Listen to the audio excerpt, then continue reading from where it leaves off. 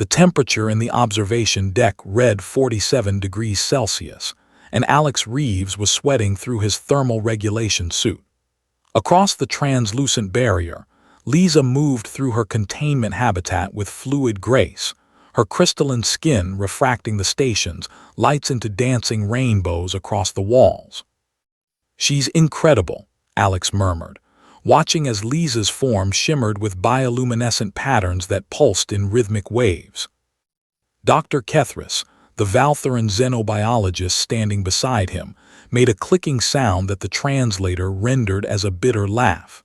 "Incredible and untouchable. Her body temperature hovers at 93 degrees Celsius, fatal to most carbon-based life forms within minutes of proximity." Alex had read the files during his 3-month journey to research station Kepler 442. Lisa was a Pereth, discovered on a planet orbiting a red dwarf where geothermal activity had pushed evolutionary development toward extreme thermophilia. Her species had developed not just to survive heat, but to require it. Below 70 degrees Celsius, a Perith would begin to experience hypothermia. "How long has she been here?" Alex asked. 8 months. She volunteered for the cultural exchange program, hopping to build bridges between our peoples. Kethris's eye stalks drooped. "Instead, she's been isolated.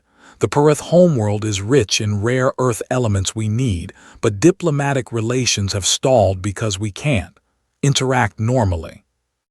Alex watched Lisa settle onto a bench of heat-resistant alloy, her movements suggesting loneliness that transcended species barriers. She turned toward the observation window, and though he knew she couldn't see through the one-way glass, Alex felt as if those eyes, brilliant orange with pupils that contracted to pinpoints, were looking directly at him. "Has anyone tried talking to her, besides through remote communication?" Kethris's translator remained silent for a moment. "You don't understand, human Alex. The heat she radiates isn't just dangerous, it's painful. Even approaching the barrier causes burns. 17 different species have attempted contact. All failed. The psychological profiles suggest she's experiencing severe social isolation. If we can't solve this, the exchange program will be deemed a failure, and the Perith will withdraw from all diplomatic channels." Alex studied the containment system. The habitat was maintained at 95 degrees Celsius, surrounded by a triple-layer thermal buffer zone and emergency cooling systems. It was a prison disguised as accommodation. "What if," Alex said slowly, "someone could tolerate it, just for a little while?" Kethris's eye stalks straightened. "Impossible. Humans are even more heat-sensitive than most species here. Your proteins denature at 42 degrees. You'd suffer heat stroke, cellular damage." But not immediately. Alex was already running calculations in his head. "Humans have an interesting evolutionary quirk: we sweat.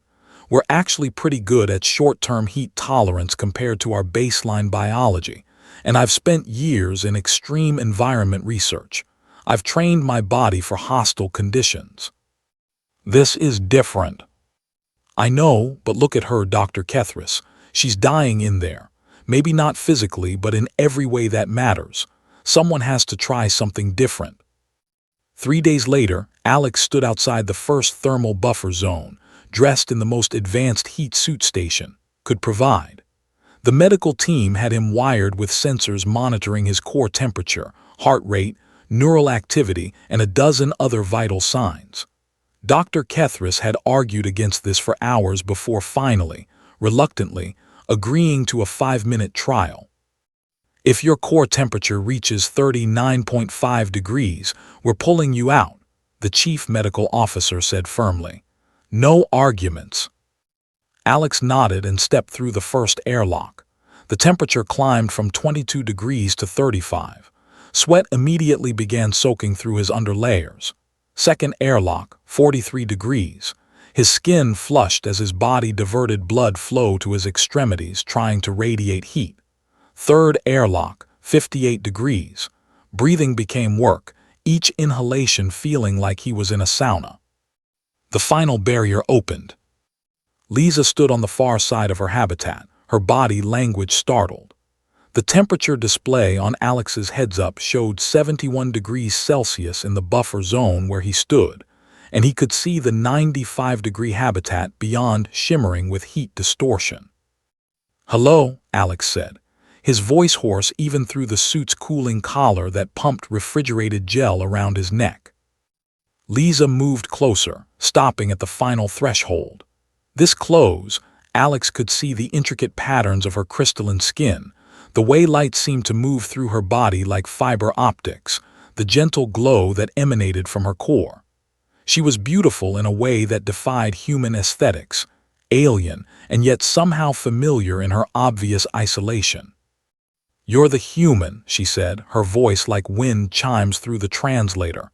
"They said you wanted to meet me. Why would you risk yourself?" Alex felt sweat streaming down his face, his heart pounding with the effort of heat management. His core temperature was already at 38.1 and climbing. He had maybe 3 minutes before he'd hit the danger zone. "Because," he said, and then did something that Dr. Kethris had specifically warned against as likely to be misinterpreted with potentially dangerous cultural consequences. He smiled. Not a diplomatic smile or a professional courtesy, but a genuine, warm smile of someone greeting another person they were happy to meet. Lisa froze, her bioluminescent stuttered patterns fragmenting and reforming. You're not afraid. Everyone who has tried to approach, they radiate fear, stress pheromones, elevated cortisol analogs. You're terrified of my heat, I can sense it in your biology, but you're smiling anyway," Alex finished. "Yes, because I wanted to meet you, Lisa, not as a diplomatic necessity or a xenobiological curiosity. I wanted to meet you as a person who's been alone for too long." "You'll die if you stay," Lisa said, but she moved closer to the barrier, close enough that Alex could feel the radiating heat like standing too close to a furnace. His suit's cooling system was screaming warnings. "Your body can't tolerate this." "Not for long," Alex admitted. His temperature was 38.7 now, but long enough to say hello, long enough to tell you that you're not alone anymore, long enough to prove that someone cares enough to try. Lisa's luminescence flared bright, then settled into a pattern Alex's briefings had indicated meant complex emotion in Perith, something between gratitude and sorrow. "Why? We're nothing alike. I would kill you with an embrace. You would freeze me with yours." 38.9 degrees. Warning alarms were sounding in his ear. "We're more alike than you think," Alex said, his vision starting to blur at the edges. "We both know what it's like to be different, to be isolated because of what we are rather than who we are. And we're both here anyway, trying to make a connection across impossible distances." "Core temperature 39.4, the medical officer's voice crackled urgently in his ear. "Extraction in 10 seconds. "I have to go," Alex said. "But I'll come back if you want me to. I'll come back every day and we'll talk and maybe we can figure out a way to make this work. Not perfectly, not easily, but enough." Lisa pressed one crystalline hand against the barrier. The heat-resistant material between them was the only thing preventing serious burns, but the gesture was unmistakable. "I would like that," she said softly. "Come back, human Alex, come back and smile at me again." As the medical team pulled him out, already applying cooling protocols and checking for heat damage, Alex caught one last glimpse of Lisa through the closing airlocks.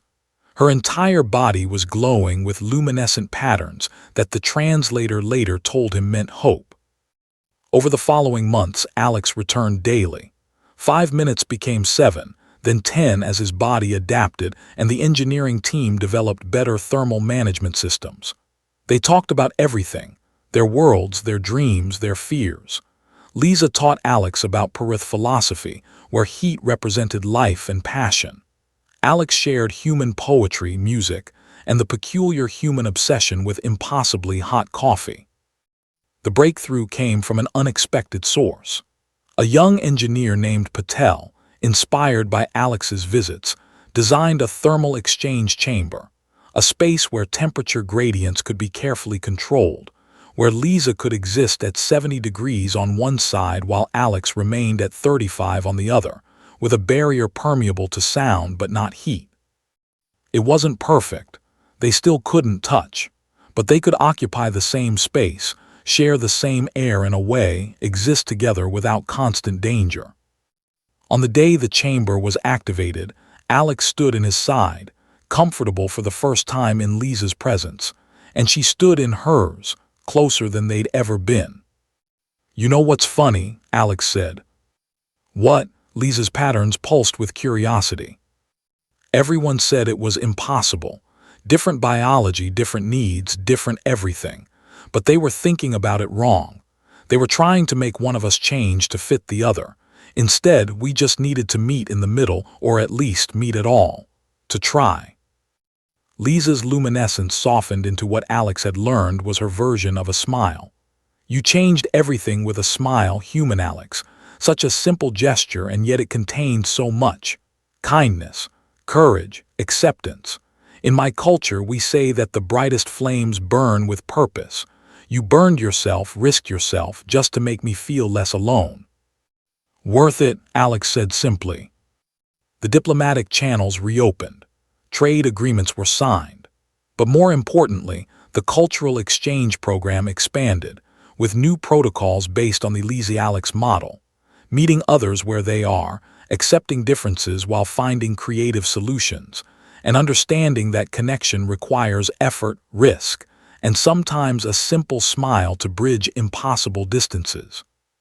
Years later, when Alex was asked what he'd learned from his time with Lisa, he thought for a moment before answering. That heat and cold are just states of matter. What matters is whether you're willing to cross the space between them.